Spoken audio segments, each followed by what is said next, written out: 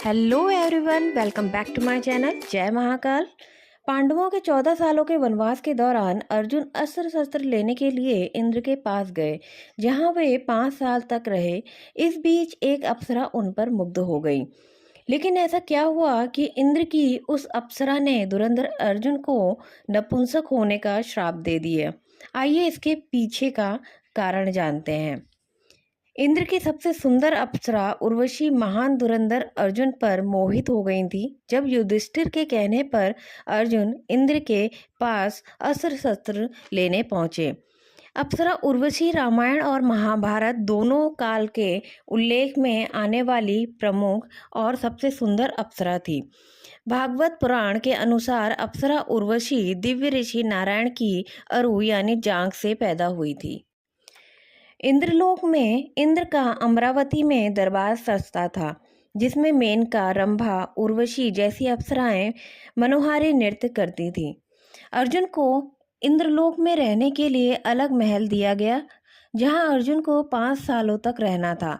वहीं रहकर अर्जुन अस्त्र शस्त्र की शिक्षा और गंधर्व व चित्रसेन से नृत्य, गीत और वाद्य भी सीखने लगे। एक दिन चित्रसेन ने अप्सरा उर्वशी से कहा, अर्जुन तुम्हारे प्रति मोहित है और अक्सर तुम्हें देखते रहते हैं, तुम्हें उनसे मिलना चाहिए।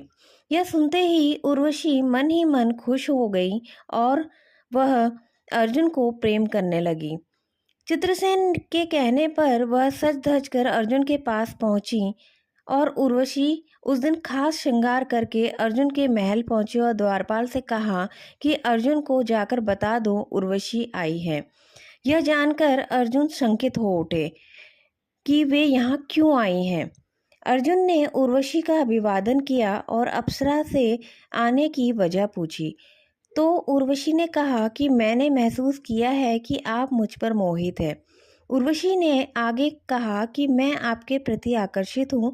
यह सुनते ही अर्जुन चौंक गए और उर्वशी से अर्जुन ने कहा कि आप मेरे लिए सम्मानीय हैं।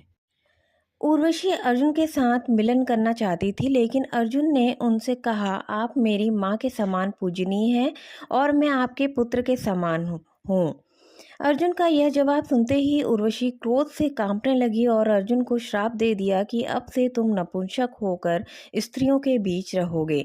जब इंद्र को इसके बारे में पता चला तो उन्होंने अर्जुन से कहा कि ये श्राप भी तुम्हारे काम आएगा। अज्ञातवास के दौरान तुम 1 साल तक नपुंसक रहोगे और इसके बाद तुम्हें पुरुषत्व मिल जाएगा। तो दोस्तों, वीडियो पसंद आई हो तो कमेंट, लाइक, शेयर करें और सब्सक्राइब जरूर करें। जय Mahakal. Thank you for watching.